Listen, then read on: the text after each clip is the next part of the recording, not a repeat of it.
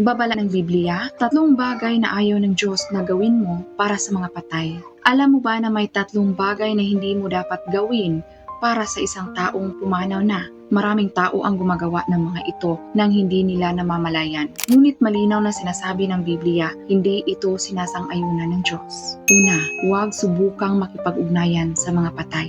Sa pamamagitan ng mga medium, ritual o kahit sa tahimik na pag-iisip, hindi ito pinahihintulutan. Sinasabi sa Deuteronomio 18:10-12 na ang paggawa ng mga bagay na ito ay kasuklam-suklam sa Diyos. Ikalawa, huwag ipanalangin ang mga patay para maligtas. Maaring isipin mong ito ay mabuti o pagmamahal, ngunit sinasabi sa Jeremiah 22:10 na huwag tayong magdalamhati para sa mga patay o ipanalangin sila. Kapag ang isang tao ay namatay na, ang paghatol ng Diyos ay pinal na at walang panalangin ang makapagbabago nito. Pangatlo, huwag magdaos ng misa o mag-alay ng sakripisyo upang subukang iligtas ang kaluluwa ng mga patay.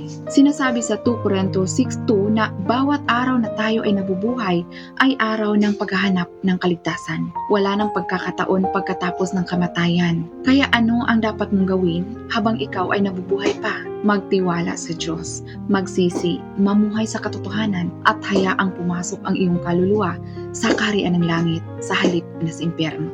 Sabi ng Diyos, ngayon mismo, bawat araw na pinagdaraanan ninyo ay lubhang mahalaga at ito'y may pinakamahalaga sa inyong hantungan at kapalaran.